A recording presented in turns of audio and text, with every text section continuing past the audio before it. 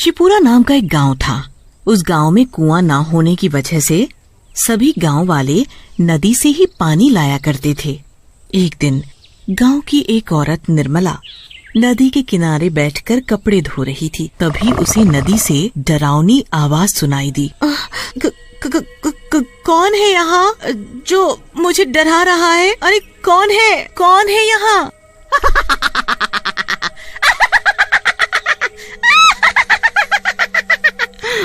मैं हूँ, मैं। चुड़ैल भागो यहाँ से, भाग जाओ यहाँ से।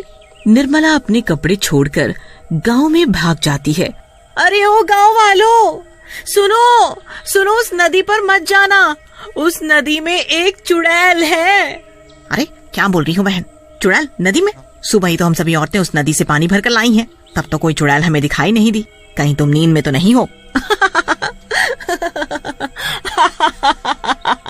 अरे तुम लोगों को मेरी बातों पर यकीन नहीं है ना, तो खुद ही जाकर देख लो।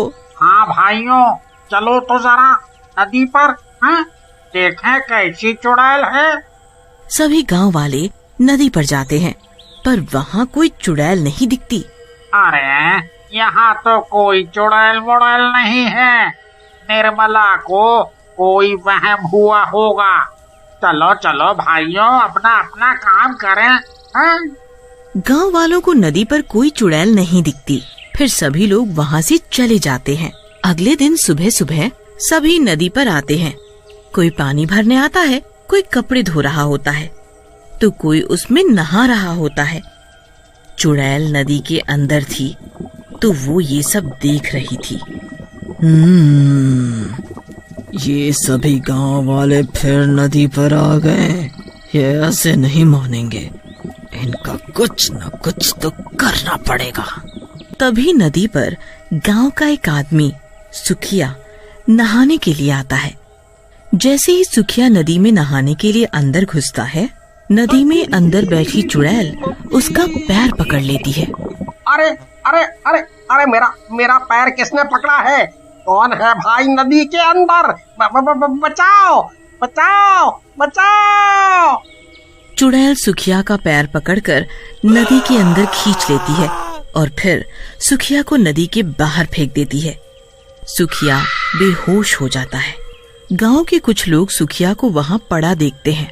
सुखियो, ये तुम्हें क्या हुआ? अरे ये तो बेहोश है, इसे इसके घर ले चलो। जब ये होश में आएगा तब ये कुछ बताएगा ये बेहोश कैसे हुआ है। सभी गांव वाले उसे उठाकर उसके घर ले जाते हैं। जब सुखिया होश में आता है तो उसके साथ क्या हुआ सब बताता है। भाइयों, मैं सच बोल रहा हूँ, नदी में कोई तो था जिसने मुझे नदी में खींच लिया था। अरे ये क्या हो रहा है? पहले निर्मला और अब ये सुखिया, तुम दोनों का दिमाग तो नहीं खराब हो गया? तुम लोग मेरी बात पर यकीन क्यों नहीं करते? मैं सच बोल रहा हूँ। अरे भाइयों, देख नहीं रहे कितनी भयंकर गर्मी पड़ रही है। गर्मी की वजह से सुखिया बेहोश हो गया होगा और कुछ नहीं। हाँ, तुम सही बोल रहे हो। ये सुखिया तो कुछ भी बोले जा रहा है। फिर सभी गांव वाले वहाँ से चले जाते हैं।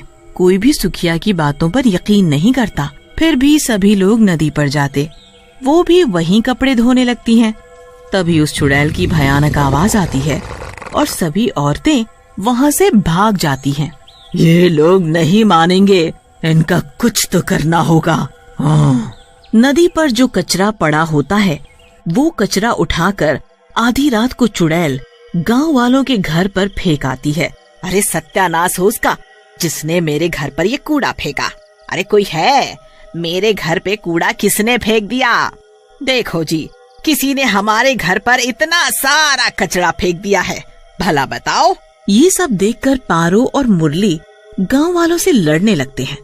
वो चुड़ैल फिर से आधी रात को नदी से निकलकर गांव में आती है और अब की नदी से ढेर सारी कीचड़ उठाकर शंकर के घर पर फेंक कर चली जाती है। सुबह होते ही रानी, ये अजीब सी बदबू कहाँ से आ रही है?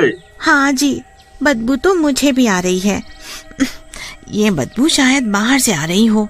दोनों बाहर जाकर देखते हैं तो उनके घर पर ढेर सारी कीचड़ पड़ी होती है।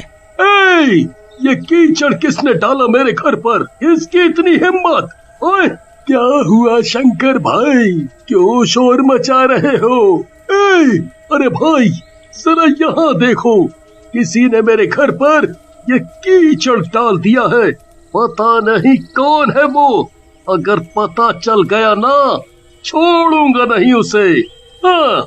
शांत रहो शंकर भाई, किसी ने तुम्हारे साथ मजाक किया होगा। कोई बात नहीं, अभी तो मैं चुप हूँ, पर अगली बार ऐसा कुछ हुआ ना तो उसे छोड़ूंगा नहीं। हाँ। सभी गांव वाले वहाँ से चले जाते हैं। जब रात को सभी गांव वाले सो जाते हैं तो नदी वाली चुड़ैल फिर से गांव में आती है।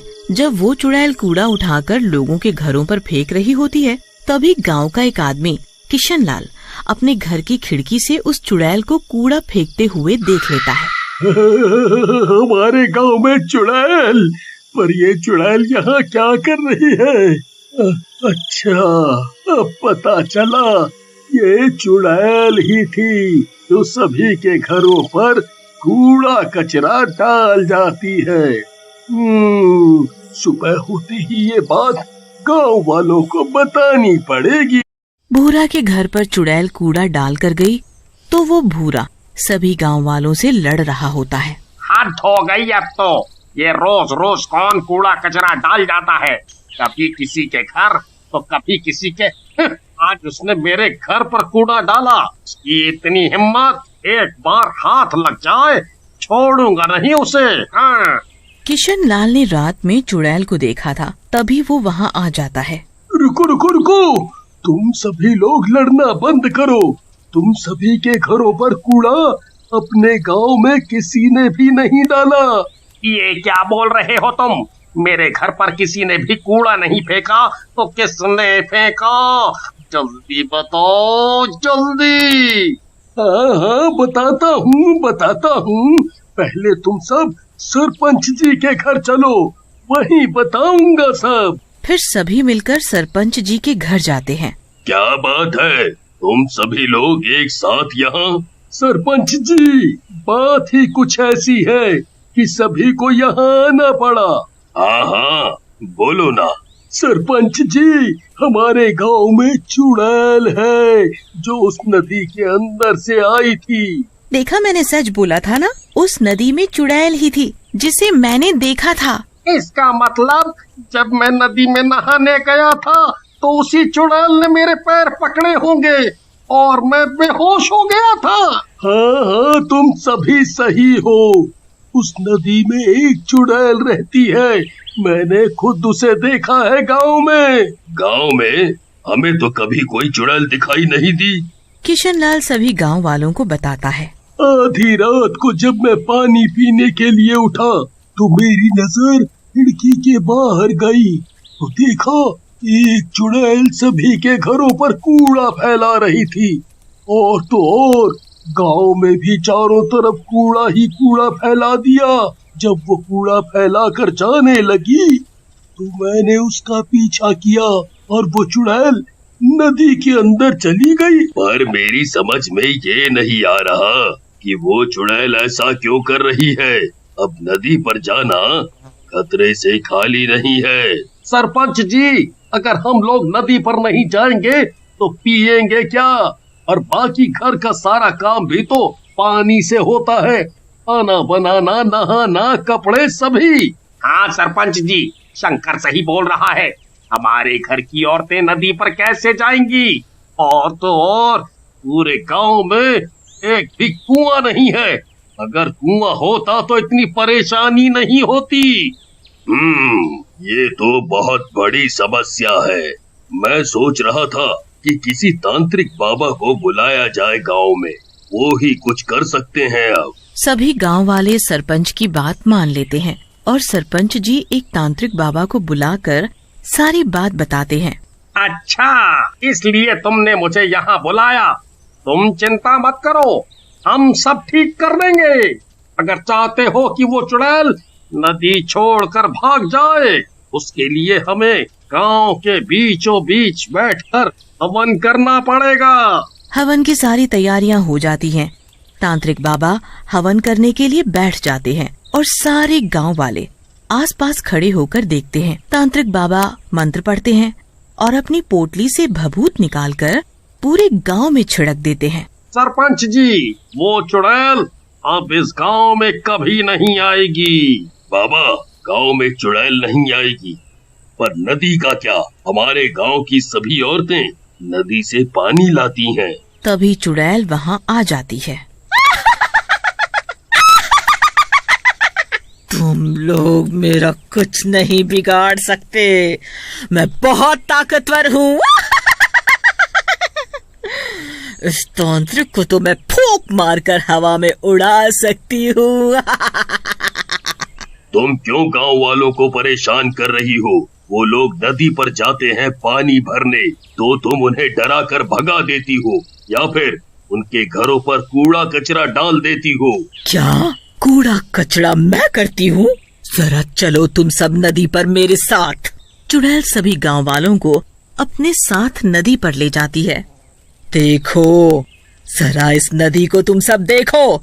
तुम लोगों ने इस नदी की क्या हालत कर दी है। मैं तो आराम से नदी के अंदर सो रही थी, पर तुम सभी गांव वालों ने इस नदी में इतना कचरा फैला दिया, जिसकी वजह से नदी का पानी दूषित हो गया और मुझे नदी के अंदर घुटन महसूस होने लगी, जिसकी वजह से मैं नदी के बाहर आ गई और तुम लोगों को यहाँ से भगा दिया। तुमने हमारी औरतों को पानी नहीं भरने दिया, हम लोग कहाँ जाएं अब पानी भरने? तुम लोग बहुत ही गंदे हो। अपना घर तो साफ रखते हो और सारी गंदगी नदी पर करते हो, तो कोई नहा रहा है उसमें, और तो और उसी में तुम लोग जानवरों को भी नहला रहे हो। फिर उसी पानी को तुम लोग पीने के लिए ले जाते हो। इतना गंदा पानी तुम सभी कैसे पी सकते हो? इसीलिए मैंने सोचा कि तुम लोग ऐसे नहीं मानोगे, तुम सबको सबक सिखाना जरूरी था। तुम सही बोल रही हो, तुमने हमारी आंखें खोल दी। आज के बाद हम सभी लोग नदी पर गंदगी नहीं करेंगे। हाँ, अगर हम सब नदी पर काम करेंगे तो गंदगी तो होगी ही। इसका हल भी मैं बताती हूँ। सरपंच जी, आप गांव में 2-3 कुएं बनवाएं। गांव में कुएं होंगे तो किसी को भी नदी पर आने की जरूरत नहीं होगी। सारा काम घर पर ही हो जाएगा।